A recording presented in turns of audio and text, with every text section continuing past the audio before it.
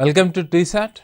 Today I am going to discuss about natural disasters in disaster management in the context of disaster management. So, here especially I am going to discuss now about cyclones, floods and drought.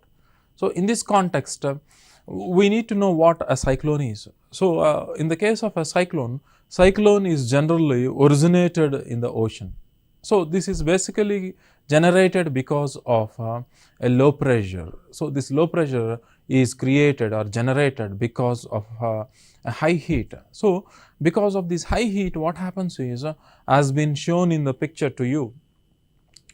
The density of air decreases. When the density of air decreases, the weight decreases. So, the surrounding cold air away from this hot region, the cold region, dense air rushes into this low pressure region and pushes the air upwards. So, this leads to the development of a cyclone. So, the rushing in air from the surrounding regions develops a kind of whirlpool leading to the development of a cyclone. So, here this cyclone, the whirlpool, the movement of this air from a region to region happens based upon the pressure gradient of a region. So, in this process of the movement of air in a circular pattern of whirlpool condition moves from place to place on the basis of pressure gradient in the atmosphere.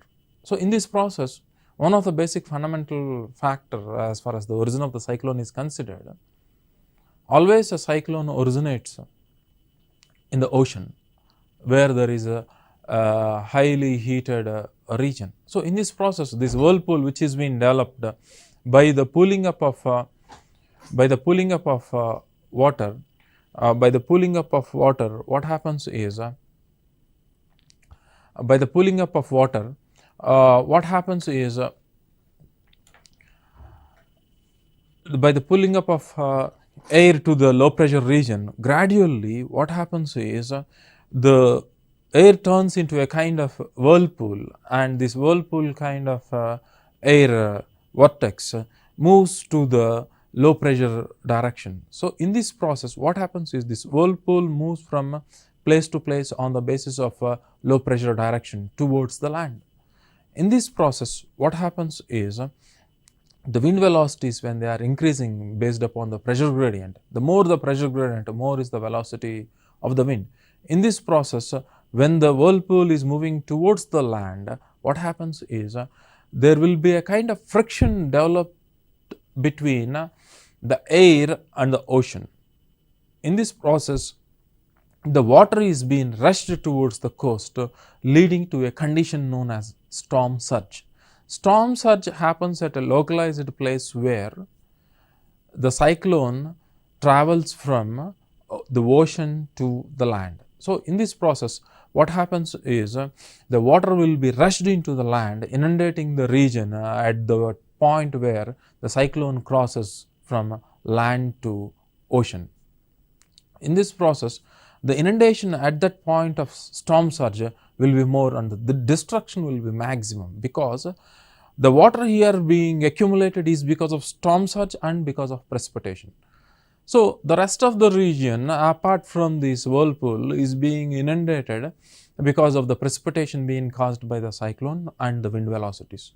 So, in this case of this cyclone, what happens is at one end of the cyclone, in this process of movement of cyclone in a circular pattern, will be having a opposite direction of wind flow on the other side. So, because of this, the structures when the cyclonic whirlpool is passing on the land weakens the structure when the wind is flowing in one direction, and when the wind is passing to the second direction when the whirlpool is moving, completely destructs the physical structures and trees and uproots the vegetation, leading to destruction. So, here in this process, what are the precautionary measures need to be taken during the cyclone as part of disaster management? How the cyclone need to be managed? So, in terms of disaster management, in terms of cyclone, you need to have an alternative mechanism of communication and prediction. So, with the help of satellite mechanism, we must be able to predict the occurrence of a low pressure trough. You must be able to estimate whether a low pressure trough can be converted into a cyclone. and this information which you have gathered to satellite technology need to be communicated to the respective region which is going to be impacted. So, the existing kind of communication systems right now which we have got, the cell phones etc., which depend upon the existing which depends upon the existing communication systems with the help of signal towers, when they are being destructed by the cyclones, will not function. So, you need to have an alternative communication mechanism like a satellite phone or a radio communication, which can work even in the absence of the existing type of signal towers. Deforestation prevention, you must avoid deforestation so that the vegetation can be increased. When the vegetation is increased at the coastal regions, the physical impact of the storm can be stopped. Floods can be prevented because of cyclone, because the rate of percolation can be increased. Coastal shelters need to be constructed. Coastal shelters need to be constructed at the highest place elevation possible in the coastal region, so that the people who doesn't have a permanent pakka houses or a region which has been inundated need to survive in. So, because of this reason, when you have a cyclone shelters constructed at the higher elevated regions, the people can save themselves living in these coastal shelters temporarily. Encroachment of beaches must be avoided, because when there is no proper local administration, encroachment of beaches happens. This leads to increasing in the loss of life and property, because when these cyclones impact the beaches, when you are allowing human habitations, the loss of life and property will be maximum. So, in terms of disaster management of cyclones, construction of human habitats in the beaches must be avoided. Legislation must be made locally and regionally where they are being impacted by cyclones. Vulnerable states have a strong storm surge. So, you need to know certain vulnerable states. Only certain coastal states of our country are being impacted by cyclones, especially the coast, east coast and west coast. So, these states need to be warned. IMD, Indian Meteorological Department, tracks cyclones and warns. So, the image which I have shown to you will be tracked by this IMD department, so that it will be able to estimate a range of region of a coast being impacted, so that a particular section or the length of the coast need to be evacuated, so that you can save life and property with this kind of activity, with the advanced information you have got. And you need to depend upon certain radio information. So, carrying radio becomes very easy, where the existing cell phone system doesn't work during these disasters. You need to carry dry food and water, because dry food will have long shelf life. Water is essential for survival. So, the water is even available during cyclone is highly contaminated, causing diseases and dysentery. So, pure water carrying for life saving is essential. Dry food which has got more shelf life is essential, which is being stored in polythene bags. Tea powder is essential, because tea powder has got the nature of avoiding dysentery and loose motion. So, tea powder plays a very important role. So, apart from this we call it as 𝗧𝗧 powder or the 𝗧𝗧. Cumin seeds can avoid dysentery for a temporary duration, so that what happens is you can save life, because the water balance or the homeostasis in your body can be maintained without losing minerals and water. When you have these kind of materials, when you are able to store within yourself to save your life. And the least critical activities in vulnerable region means you must allow certain activities only in a region which is being subjected to cyclone or inundation. For example, grazing animals can be avoided when you relatively compare with agriculture or habitations. So, when the land is only just allowed for grazing animals, apart from human habitations, the loss of life and property can be avoided. So, the vulnerability can be reduced when the mode of utilization of a region is being demarcated. In terms of administration, destruction can be minimized. Effective forecasting mechanism is required. So, satellite communication is more essential rather than the traditional mode of communication, because when you have the information in advance, you can save yourself. So it is a necessary event where to the vulnerable section, making the information to reach as soon as possible is more important. To move away from the disaster is very important here in the case of cyclone. So certain essential goods or materials need to be with us to save ourselves, like torch, baby formula, people, very young children who depend upon milk. For them to survive, you need to have baby formula or the milk powder. Certain gloves you need to have, portable radio, waterproofing bags to store some dry food, non-perishable food. Next is spare batteries for torchlight. So these kind of first aid kit, these kind of essential aspects need to be stored for saving ourselves in expectation of a disaster, to save ourselves. So this disaster causes storm surge and destructs the houses, inundation of the regions, inundation of the farmlands. Loss of life is the main damage caused by cyclones. We have got the NDRF forces with pre-positioning the essential infrastructure required in the process of predicting and estimating the occurrence of a disaster. The pre-positioning of NDRF forces and pre-positioning of essential resources to save life with an alternative mechanism of transportation known as logistics plays a very major role in management of the disaster during this duration. Medical equipment, medicines, infrastructure, transportation system, and mitigating the impact. When the roads are being blocked, they need to be cleared immediately. For an efficient transportation system is a mitigative mechanism. Cyclone shelters, sometimes the public schools or any other constructions can be used to save the public. This is a cyclone shelter. A primary health center is being used here as a cyclone shelter in two ways whenever essential. Next, floods, the disaster management essential regarding floods. Causes of floods. So continuous heavy rainfall is one of the reasons for floods. So right now we are experiencing heavy rainfall. So this is heavy continuous rainfall when the land is saturated with water, when the land's capacity to absorb water is completed because of continuous rainfall, the surface runoff suddenly increases, leading to floods. One of the reasons for this is continuous heavy rainfall. Next is bad drainage facility.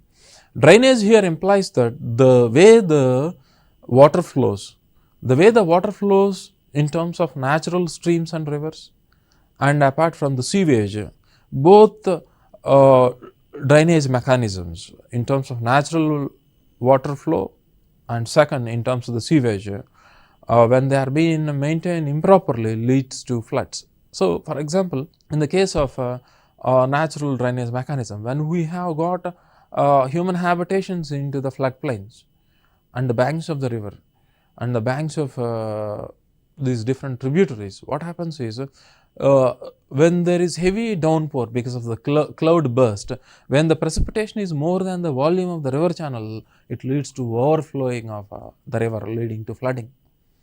So when the drainage pattern is perfect, when the catchment region or the river banks are not allowed to have human habitation, the loss of life and property can be avoided.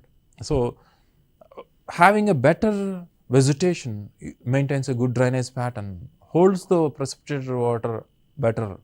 So in the case of urban floods, when the drainage is not being cleaned properly, when the drainage is being clogged by polythene sheets, etc., leads to bad drainage pattern.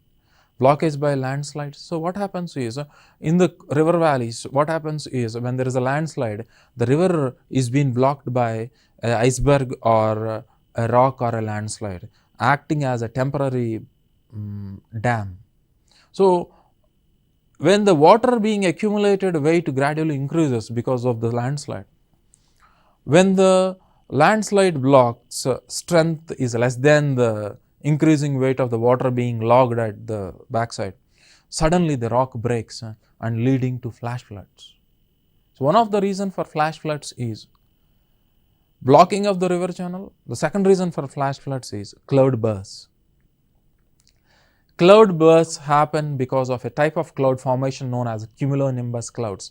The classic example happened a couple of days ago in the Amarnath Yatra.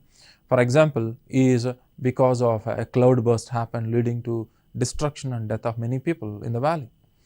Narrow necks of the river channel. So, what happens is the width of the river channel will not be the same always because of the topographical features. At a point the river width will be less, at a point the river will be wider. So, to accommodate the water in the narrow region, the velocity of the water increases. So, at this point of time, when there is more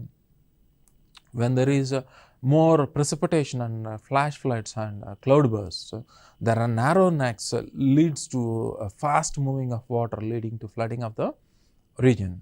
Changing river courses, what happens is in the plain regions when the terrain is made up of depositional activity of alluvium, what happens is alluvial soil,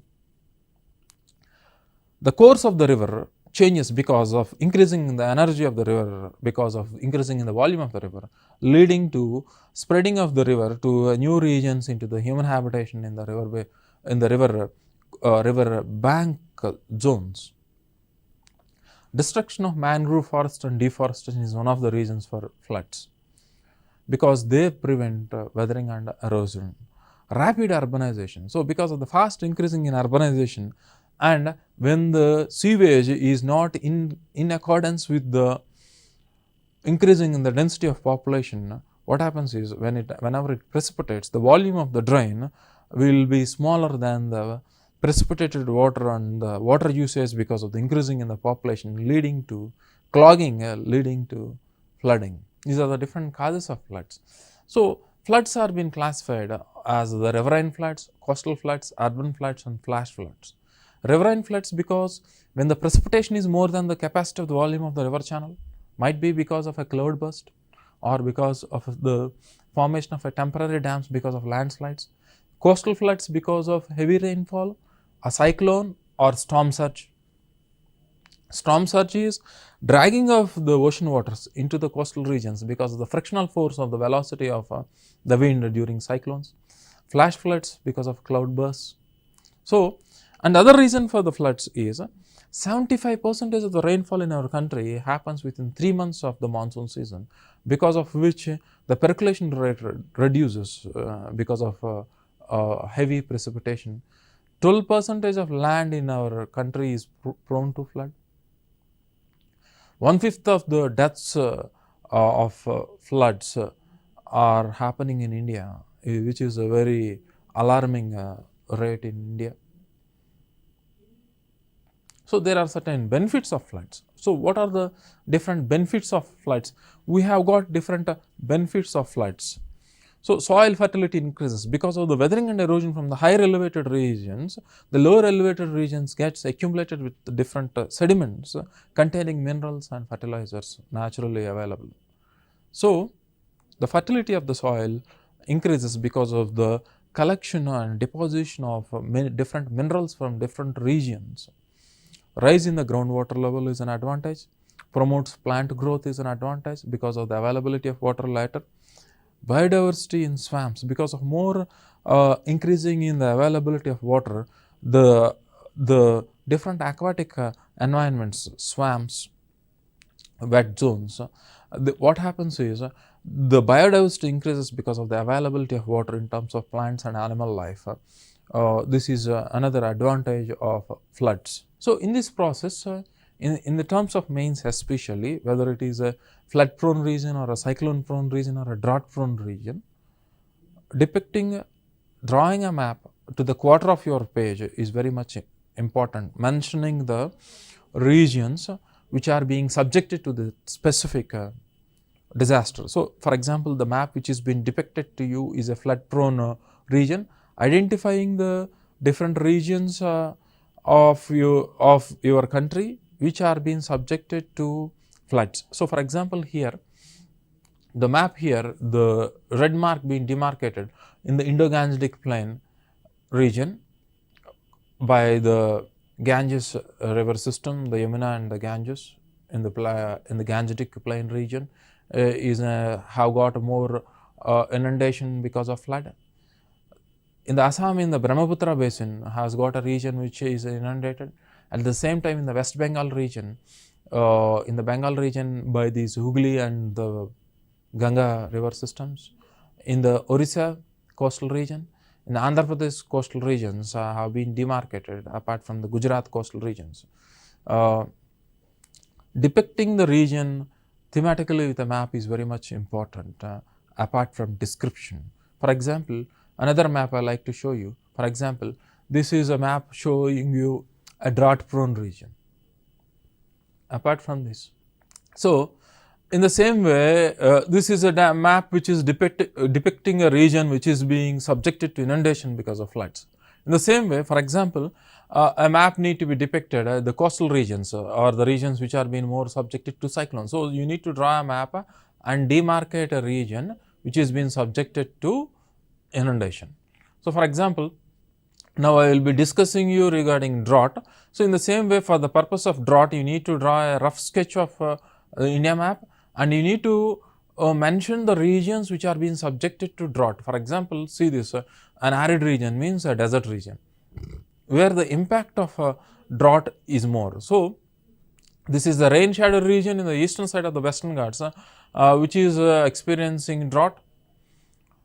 Parts of Rajasthan, western parts of Rajasthan, northwestern parts of Gujarat and the Ladakh region are experiencing drought. So with the depiction in terms of the intensity of the color, which is showing you that the regions which are being subjected to drought more and the regions which are not being subjected to drought. So apart from the description being given to you, the consequences, mitigative measures, remedial measures, preventive measures, you must be able to discuss regarding these kind of natural disasters. Apart from depicting you in terms of map is much more essential, so that it gives an idea to an examiner that you have got a clear-cut idea regarding a disaster. So for example, in the case of flood preparedness, now you have come to know the reasons for the occurrence of floods. Knowing a elevated region, so when you know the elevated region in your place, you can escape to that place to save yourself. Having a strong rope so that it can help somebody else to save. Stock fresh water, dry food, waterproof baggages, turn off electrical appliances before leaving the house so that you can save certain short circuiting. In case of diarrhea, use raw tea, sugar and salt, so that the salt content and the mineral content in your body is been maintaining, avoiding diarrhea is a flood preparedness. So in the case of drought, is an acute scarcity of water, food and employment having adverse impact on vegetation, animals and humanity. So when you need to write regarding what drought is, so this is what drought is. So even though the availability of precipitation is less, if you know how to manage the water by using different kinds of irrigative techniques, you don't suffer with the drought. But when we don't know how to manage the utilization of water, it may lead to these kind of problem where the scarcity of water, food, employment and adverse impact on vegetation, animals and humanity together constituted as drought. So 75% of agricultural land in India is prone to drought. That is one of the statistics which you have to show. Drought is a slow onset disaster. So because disasters are being classified into sudden onset and slow onset disasters, in the case of a cyclone or in the case of an earthquake especially, which is a sudden onset disaster, but drought gradually occurs to you by a gradual decreasing in the precipitation less than the average precipitation gradually for about a couple of months or so. So regions affected by drought, as I have specified to you in the case of the map being depicted to you, you need to demarcate it with the help of a map. Drought is also caused by improper water management. So when there is precipitation, when you adopt different techniques, for example, deforestation may lead to drought. When you have vegetation, the vertical percolation is more, water table increases. So, even though the precipitation is less than the average, you can cultivate, but if there is no vegetation, it leads to floods and it leads to drought in the summer season. So, deforestation is one of the reasons for drought. Drought affects the poorest in the country. So, because of this reason, what happens is the vulnerable section during drought is people who are having below the average per capita income. So, here rich people who are capable of spending more because of the increasing in the prices because of less production of food grains will not be affected because of drought. The people who are being affected are poor. That is, in terms of disaster management, in terms of resource distribution to avoid drought, you must be able to identify the vulnerable section, and you need to protect them by providing the essential resource to the poorest sections who are being impacted in the disaster management during drought. So, drought is being classified. So, how drought is being classified? Drought is being classified into meteorological drought, hydrological drought and agricultural drought. So, what is the difference between this meteorological drought, hydrological drought and agricultural drought? In the case of meteorological drought, which is something related to weather and climatic conditions in the atmosphere, where the moisture available for precipitation in an ecosystem is less, leads to meteorological drought. In the case of hydrological drought, the available water in the water table in the lithosphere is less in the soil. This is being described as a hydrological drought.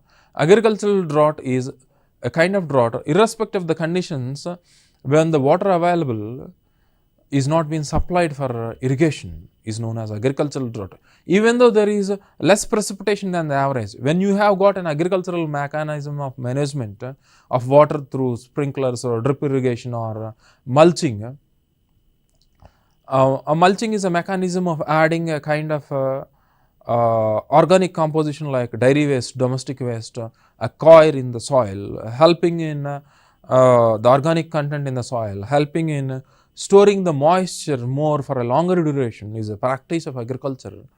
Even though the availability of water is less, maintaining soil moisture increases because of these kind of agricultural practices. So, agricultural drought is something related with improper management of water or irrigation. So, by using the mechanism of irrigation, by using certain practices, you can manage the water supply for the cultivation of crops. So, agricultural drought is something related to unavailability of water for cultivation. So, in this process, the best mechanism is watershed management. So, what do you mean by watershed management? Watershed management is a kind of mechanism where you must be able to identify a catchment region of a river.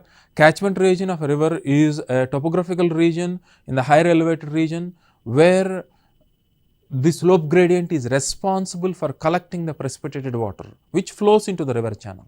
So, watershed management is a management where at the catchment region and the command region. The command region is a region after the construction of a dam or a watershed, dam or a check dam. The extent of irrigation being done by a project is known as a command region. So, both in the region which is responsible for collecting the water which is known as a catchment region and the region to the extent where agriculture is done known as the command region need to be managed in a proper manner which is known as watershed management. Example is afforestation is an example of watershed management. Constructing check dams helps in percolation of water at the tributaries and streams. Using genetically modified crops which can resist drought, crop rotation and mixed cropping. You must not cultivate certain crops which like paddy etc. which requires intensive irrigation. You need to shift for a kind of agriculture or a crop where it doesn't require intensive agriculture. These are all part of disaster management of drought. Alternative livelihood and crop insurance. So, the rural population need to be trained in certain activities apart from agriculture, so that they are not impacted by drought, like small scale industries manufacturing soaps or sealing oil, transport oil or edible oil or etc. The farmers need to be trained in alternative economic activities so that the drought does not impact them, and crop insurance need to be done so that even though there is loss because of a disaster like a cyclone or a drought, the farmer can be saved economically, or the alternative managing mechanisms for disaster management. So, friends, we shall meet in a different topic regarding disaster management. Thank you.